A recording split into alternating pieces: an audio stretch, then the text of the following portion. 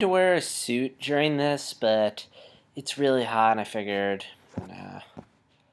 But anyway, House of Cards Season 1 overview. I finished Season 1 yesterday, and now I'm going to give you guys my thoughts on it. But first, a little background in case you aren't familiar with House of Cards at all. It's a show which you can watch exclusively on Netflix. Like every February, they add a new season, which is 13 episodes. They release them all in one go, so you can binge watch them if you want. I mean, you can watch them online. I think you can order them on Amazon and stuff, but I think that's only. Sorry, there's like something in the way that was distracting. There it goes. But the thing is, yeah, it's good. Is that it comes out later, so if you want to watch it right then, right when it comes out, you better have You should have a Netflix subscription. But anyway, so I heard a lot of really good things about the show, and seeing how it was only 2 seasons, I figured, well, might as well catch up so that way when season 3 comes out, I'll be ready to go. And I didn't know, so I figured I'd watch it. I heard it's pretty good. I expected to like it, but I didn't know if I would because I'm not a political guy, and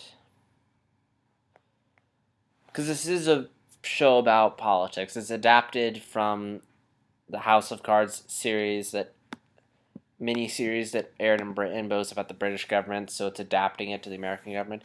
But I digress. So let's just get to my thoughts on the episode. Sorry if this is a little rambly, but anyway, so overall, my thoughts on Season 1, I love this show. This is a really good, top-rate, first-class, AAA, A+, 9 out of 10 show. I mean, this is probably like one of, if not the best live-action shows I've ever seen. I mean, this is how you do Walking Dead. This is how you do 13 episodes that are almost an hour long each and make it really good. I love this show. Every single episode of the show was excellent. I mean it. Every single episode I loved. And that's usually rare. Because usually with shows, like, there'll be... I'll really like some episodes, and then there's others I won't like. Or even if I really like every episode, there'll be like that one where I was like, these episodes weren't that good. But no, every single episode of the show was excellent. I mean, 8 out of 8, 9 out of 10, like, really solid. And so why is it? For one thing, the show never wastes your time. I mean, each episode's 50 minutes long. Whenever you walk out of an episode, you always feel like a lot of shit happened. You really got a lot of value in each episode. Enough, it didn't waste your time. Tons of stuff happens. The plot is moving forward. It never drags. There's never a moment when you feel like you want the show to be moving faster.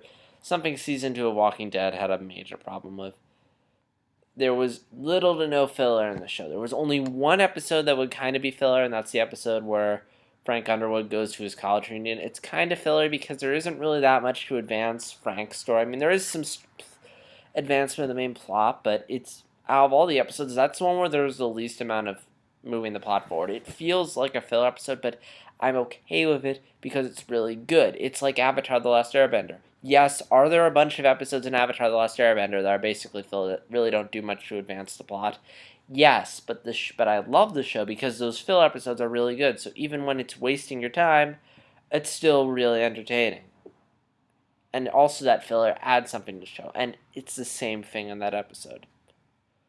The characters in this show are great. Acting from everyone is amazing, like Kevin Spacey, who is really good. Kate Mara, wonderful as Zoe Barnes. Really looking forward to seeing her as the Invisible Girl in the Fantastic Four reboot. And this is a rarity. All the characters in the show I love. They're all really interesting and engaging.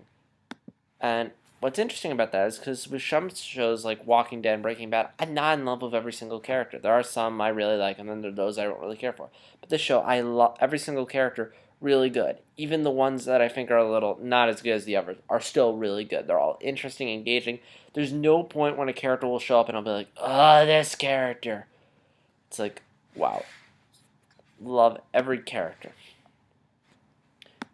And the women. Oh my gosh, the women on this show are great. Like, Walking Dead, I'm not going to go into too much detail about it because I already did that in my Season 2 overview of Walking Dead, but the women on this show are great. like Walking Dead season 2, the women were not that interesting or well developed, and given not so interesting character personalities, but here they're great. They're really strong female protagonists. They aren't dumbed down at all because they're women. There's characters like Zoe Barnes, the wife of Underwood, really interesting character. I love his relationship with Underwood.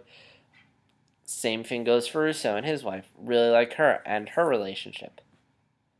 Much better than the Rick and his wife on Walking Dead. Oh my gosh, did that wife get annoying after a while? And the kids. Okay, I think again, watch Walking Dead season 2, but I did not like the way that little kid on Walking Dead season 2 was portrayed. This is how you do the kids. The kids on this show, they aren't in it much, but I generally like them. I mean, they are effective. You know, first off, it serves as a nice contrast. You have these intense, really adult themes and stuff going on, this really dark and serious show, and you have these innocent children caught in the middle of it. And I like how, unlike Walking Dead, where they just say, hey, let's put the little kid in the center of things, have them want to be someone. They don't do that, but they do use the little kids to illustrate stuff. Like, I like how the little kids aren't total idiots. They do know when something's up. They know something's up with their dad, Russo. He's like, Daddy, you're talking and using that voice again. It's like, I love that. They're not entirely sure about I don't even know if they know about alcohol, but the fact that they aren't idiots, that they know something's up, Russo. And they also show it to the theme of how fast information travels. With like the kids knowing all this shit their dad's getting in and stuff. Like, it's really smart. And there's a lot of really good themes in this show too. Like, there's the biggest one obviously is lying, and the fact that every character in this show is like, so much of this show, a lot of the characters are lying or not being open with characters. Like, every character does that at some point. And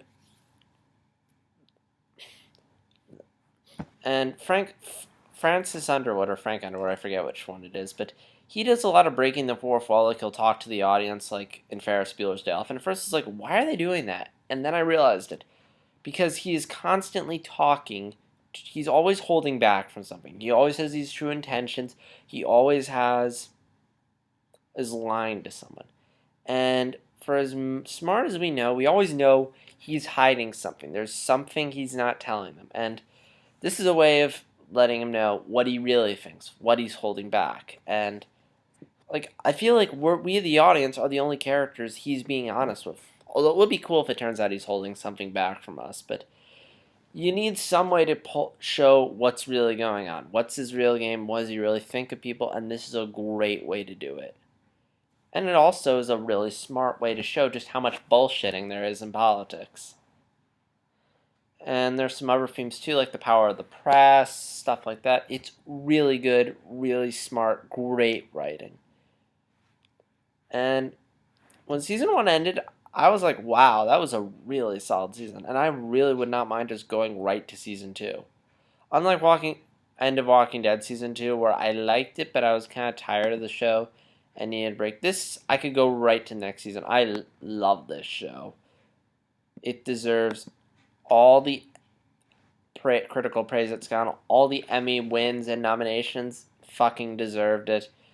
I'd highly recommend checking out this show if you haven't already. It's great.